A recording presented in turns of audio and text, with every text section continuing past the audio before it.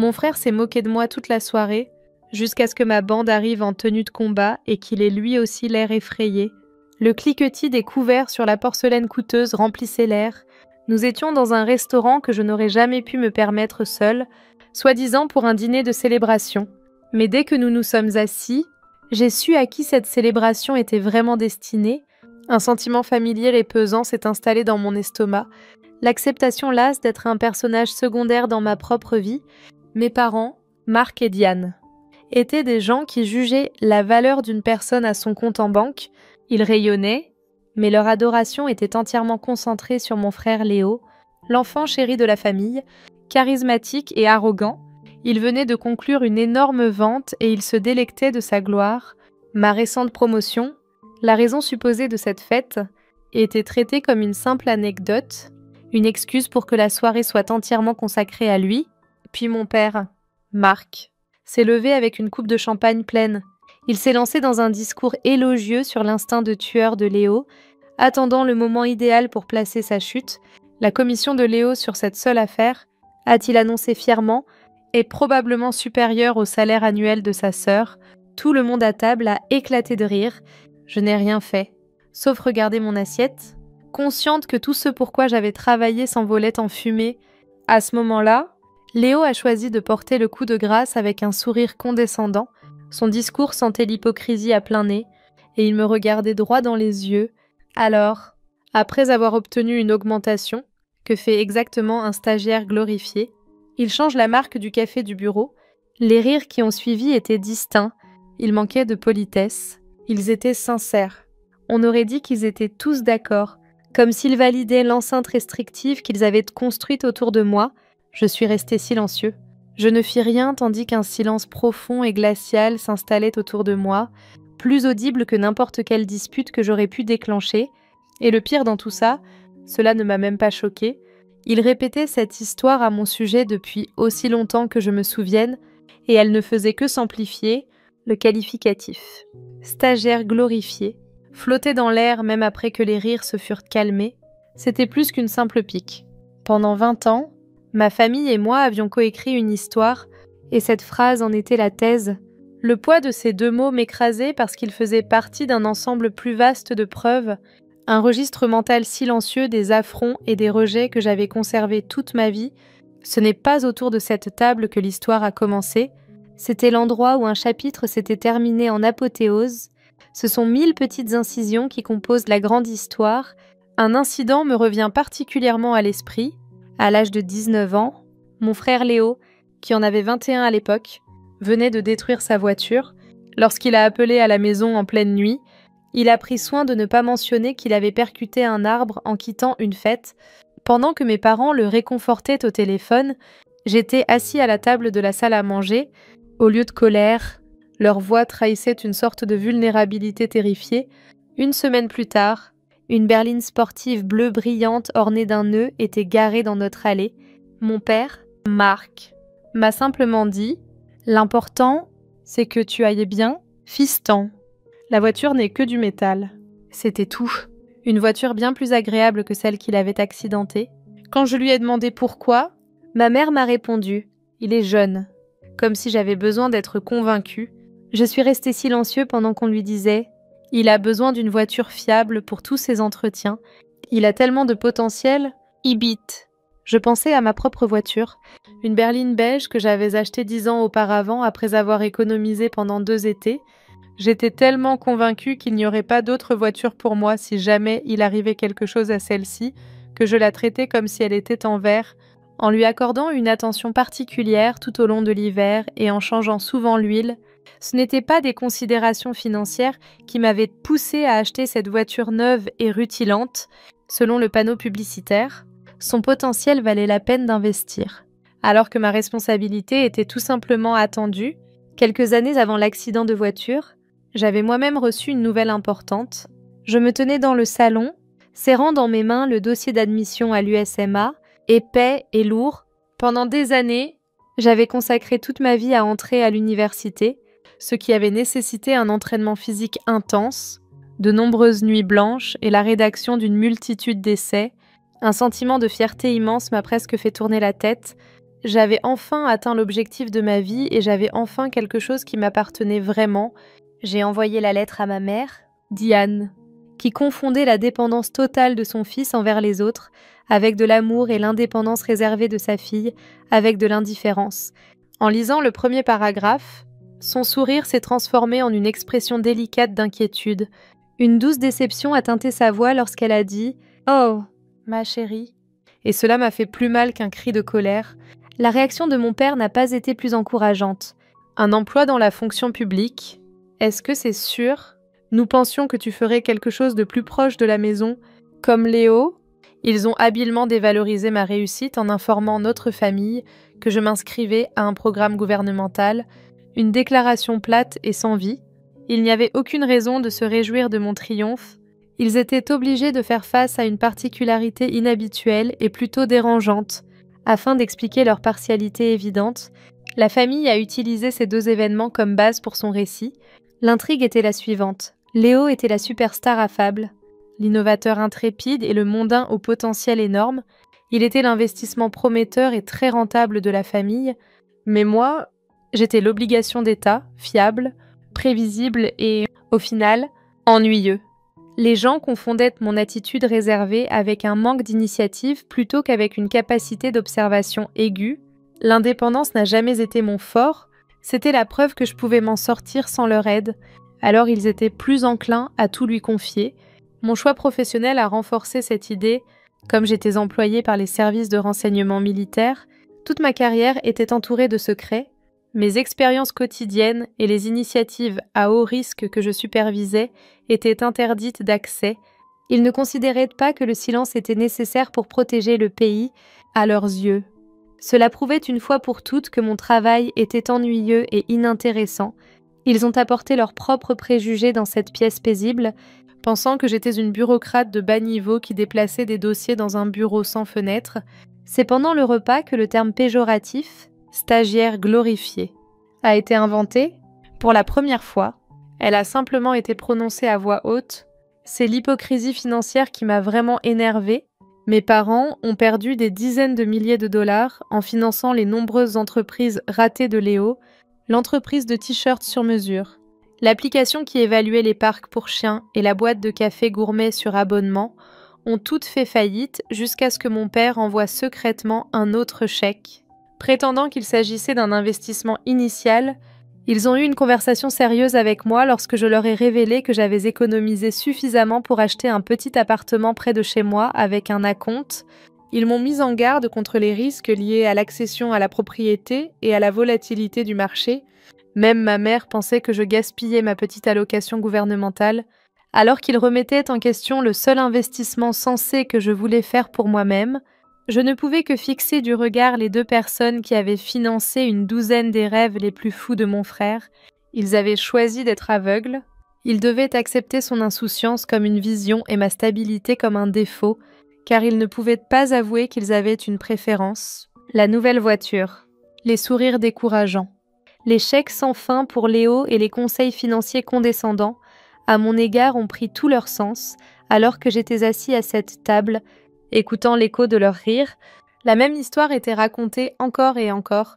Ils avaient passé 20 ans à façonner ma personnalité pour s'assurer que je ne leur volerais jamais la vedette. Au cours de ces 20 années, ils avaient écrit mon histoire. Assis à cette table ce soir-là, j'avais l'impression que l'univers était prêt à me remettre un stylo. Lorsque les rires de ma famille se sont calmés, j'ai ressenti un calme soudain. Il n'y avait plus ni colère ni chagrin, comme lorsque vous renoncez à déchiffrer un livre écrit dans une langue que vous ne maîtriserez jamais. Une clarté profonde et indéniable m'a envahi. Leurs expressions de joie à mes dépens persistaient, mais je ne ressentais rien d'autre qu'un profond sentiment de distance entre eux et moi. Ce fut un clic silencieux et définitif, plutôt qu'un bruit métallique retentissant, lorsqu'un interrupteur fut actionné. Ça y est, pensai-je, comme le dit le proverbe, c'est la dernière fois que je m'assois à table avec eux et que je fais semblant que nous sommes une famille. Obtenir leur faveur et leur affection n'était plus mon objectif. Mon seul but était de partir. Je fouillais dans mon sac à main, ma main bougeante avec une étrange sérénité. Ce que mes proches s'attendaient à voir, c'est ce qu'ils ont vu à table. Leur fille impolie et mal à l'aise sort son téléphone. Cela ne fait que renforcer leur histoire. Cependant, ce téléphone ne m'appartient pas. C'est un appareil lourd, sans prétention et résolument pratique, qui me sert pour mon travail. Il l'avait déjà vu et pensait que c'était juste un gadget bon marché fourni par le gouvernement. Je ne lisais pas distraitement les réseaux sociaux pendant que mon père commençait à raconter une nouvelle anecdote sur le génie de Léo, ayant appris à mes dépens que les urgences surviennent rarement à des moments opportuns. Je cherchais automatiquement une connexion sécurisée. Dans ma main, l'appareil émit une seule vibration discordante. Il ne produisit aucun son ni aucune sonnerie. Une seule ligne de texte codée sous une bannière rouge clignotante indiquait « Priorité alpha ». En l'espace d'un battement de cœur, tout le paysage émotionnel de ma soirée s'est effacé. Une concentration froide et acérée a remplacé la douleur, la haine et des années de colère refoulées. Je me suis redressée. L'intense bouffée d'énergie et de responsabilité avait dissipé le brouillard des querelles familiales. Un jeune homme invisible quitta les lieux. C'était maintenant au capitaine de prendre les commandes. Ma chaise racla légèrement le sol brillant lorsque je me levai. Mon père était en train de faire une déclaration lorsque je me levai brusquement. Ma voix était parfaitement calme lorsque je dis « Je suis désolée », ignorant complètement le tumulte qui s'était accumulé en moi quelques secondes auparavant. Léo ricana d'incrédulité en disant « Je dois partir, c'est une urgence au travail ». Il ajouta avec un rictus « Quelle urgence ?» Quelques secondes après avoir demandé, la machine à café est enfin tombée en panne. Ma mère Diane se mit à me gronder. Elle sifflait avec son mépris habituel dans la voix. Ma famille a interprété mon départ précipité de table comme une tentative d'éviter notre dispute et l'agitation qui allait suivre. Je fuyais un problème, et il ne se doutait pas qu'il allait revenir me hanter par la même porte. Alors que le monde derrière les immenses fenêtres du restaurant semblait se briser, la réprimande de ma mère pour mon impolitesse résonnait encore dans l'atmosphère. Le bruit violent de pneus qui crissaient, non pas d'une seule voiture, mais de plusieurs voitures roulant à l'unisson, fut le premier signe. Soudain, le grondement sourd et puissant de moteurs puissants retentit, semblant détonner dans ce quartier paisible et aisé en un clin d'œil. Une vague de lumières rouges et bleues enveloppa toute la salle à manger, dans un rythme calme et paniqué. Les flashs des gyrophares illuminèrent les visages horrifiés des clients aisés. Un silence soudain et tendu, chargé d'angoisse et de confusion, s'installa. Le bruit de fond harmonieux des chuchotements courtois et du cliquetis des fourchettes avait disparu. Les doubles portes élaborées du restaurant ne bougeaient pas d'un pouce. Leur libération explosive a projeté des éclats de verre sur les tables adjacentes, tels des statues sinistres. 2 soldats ont fait irruption dans l'entrée. Ils portaient une armure de combat complète, des gilets tactiques volumineux, des casques impersonnels avec des visières baissées et des armes à feu à portée de main. D'une manière experte et terrifiante, le bruit de leurs bottes lourdes martelant la surface lisse du marbre était audible. Ils n'étaient pas là pour demander la permission. Ils étaient une catastrophe naturelle qui venait de briser les défenses de notre délicate planète civilisée. Mon sergent, que j'appellerai Evans, s'est interposé entre eux. Les employés effrayés et les clients glacés étaient tous traités comme des obstacles insignifiants par son regard rapide et prédateur qui balayait la salle, dégageant une impression d'expertise hautement contrôlée. Après avoir fixé le maître d'hôtel, une table de membres du conseil municipal et ma famille, il a finalement posé son regard sur moi. À ce moment précis, l'espace vaste et désordonné a semblé se condenser en un petit couloir qui le reliait à moi. Tout le restaurant était sur le qui-vive alors qu'il avançait avec une détermination implacable. Je pouvais sentir le regard intense de ma famille qui s'efforçait de trouver un moyen de relier leur fille, la stagiaire glorifiée.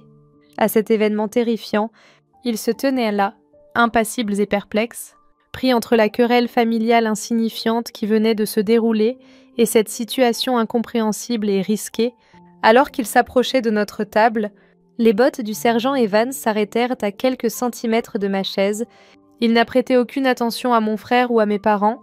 Il ne pouvait détacher son regard de moi.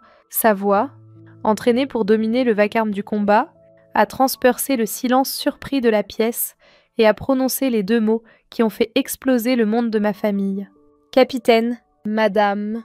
Les mots ont résonné, électrisants et incontestables. « Capitaine, madame ». Les expressions de ma famille changèrent à la suite de cet événement. Mon père passa de la perplexité à la stupéfaction. Bouche bée. Ma mère semblait avoir vu un spectre. Mon frère aussi. Le masque hautain que mon frère Léo avait affiché s'effondra. Ils étaient déconcertés par l'apparence petite, pâle et terrifiée du bébé blond, qui était le centre de leur univers. Avec un air urgent, Evans insiste. « Nous avons un problème. L'agent est compromis. Nous avons besoin de votre autorisation immédiatement. » C'était un langage bureaucratique que personne d'autre ne comprenait, mais son pouvoir était indéniable. Je ne leur accordais pas la satisfaction d'une réponse. Je m'abstins de les regarder avec triomphe ou de dire « Je vous l'avais bien dit ». La capitaine était désormais aux commandes et elle avait des tâches à accomplir. Evans reçut un simple signe de tête de ma part. « Tenez-moi au courant en chemin », répondis-je en gardant mon sang-froid. Je m'autorisai à jeter un dernier regard à mes proches après avoir dit « Faites boucler le périmètre ». Mon expression ne trahissait aucune émotion. C'était un adieu silencieux, définitif et irrévocable. Je me levai de mon siège, m'ai mis debout et finis par leur tourner le dos. Je me retournai et sortis en courant du restaurant, suivi par mon équipe. Il ne restait plus rien. Le monde du restaurant. Les expressions terrifiées, la porcelaine délicate et le spectre des visages horrifiés de ma famille disparurent instantanément lorsque la porte massive du camion blindé se referma dans un bruit assourdissant. Il y eut un silence soudain et complet à l'intérieur, à l'exception d'un léger bourdonnement provenant des appareils électroniques et d'un crépitement provenant du système de communication. Aucun parfum opulent ni aucune odeur de plat gastronomique fraîchement préparé ne flottait dans l'air. L'acier, l'ozone et une subtile odeur propre d'huile pour armes étaient les parfums dominants. Une tablette, dont l'écran s'illuminait d'informations tactiques, m'était déjà tendue par le sergent Evans. Le petit drame qui venait de se dérouler semblait appartenir à un autre temps et à un autre lieu, impliquant quelqu'un que je ne suis plus. Alors que j'étais occupée à analyser les évaluations des menaces et la localisation des ressources, mon esprit était déjà loin. Il n'y avait pas de capitaine présent.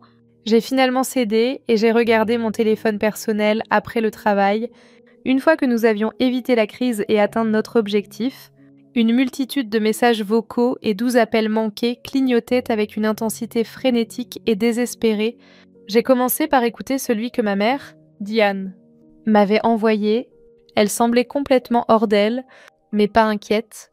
C'était une explosion de colère purement égoïste. « Je suis absolument choquée que tu nous aies fait subir ça », s'écria-t-elle. « Peux-tu imaginer l'humiliation que cela a dû être ? Tout le monde nous regardait bouche bée. Comment allons-nous cacher le fait que notre fille est une criminelle ? Personne ne m'a demandé si j'allais bien. Personne ne s'est soucié de mon état. Tout ce qu'ils ressentaient, c'était de la rage parce que j'avais gâché leur soirée et mis leur statut social en péril. Une série de SMS envoyés par Léo a suivi. C'était quoi ça ? Était la première question, mais elle s'est rapidement transformée en exigence. Tu nous dois une explication. Le sentiment de supériorité était évident tout au long du message. Je ressentais toujours un sentiment de responsabilité envers lui, même après avoir vu ce qu'il avait fait. Je restais immobile, les yeux fixés sur l'écran, lisant leurs remarques hystériques et égocentriques. Je ne ressentais ni colère ni envie de riposter. En appuyant patiemment sur le bouton « Supprimer », je m'assurais que chaque message et chaque message vocal disparaissait dans les limbes. Ma famille n'avait aucune idée que j'avais un appartement 6 mois plus tard, alors que je sirotais mon café dans la douce lumière du matin, bien qu'il manquât de grandeur et d'élégance. Il me servait de refuge exclusif. Il n'y avait pas de portraits de familles précieux sur les murs. Ceux-ci étaient ornés de cartes topographiques de régions qui resteraient inconnues du grand public. Il n'y avait pas de romans empilés sur ma bibliothèque. Ils étaient remplis de livres d'histoire, de stratégie et de géopolitique. Dans un coin, mon équipement était méticuleusement rangé, propre et prêt à l'emploi. Cet endroit était le reflet de ma vérité, une forteresse tranquille de solitude et de détermination que je m'étais construite. Sur le mur au-dessus de mon bureau, il y avait un seul objet encadré, une médaille de mérite. Elle m'avait été décernée pour le succès de la mission de cette nuit-là. C'était un petit morceau de métal discret, mais c'était l'objet le plus lourd et le plus réel que je possédais. C'était un témoignage silencieux de la personne que j'étais réellement, et non de celle qu'ils avaient essayé de créer. Je n'ai plus jamais eu de nouvelles d'eux. Quelques semaines après l'incident, j'ai reçu une lettre formelle et rigide de mon père. J'ai immédiatement reconnu son écriture soignée et maîtrisée. La lettre était un mélange maladroit de confusion et de fierté blessée. Elle ne contenait aucune excuse ni aucune question sur mon état.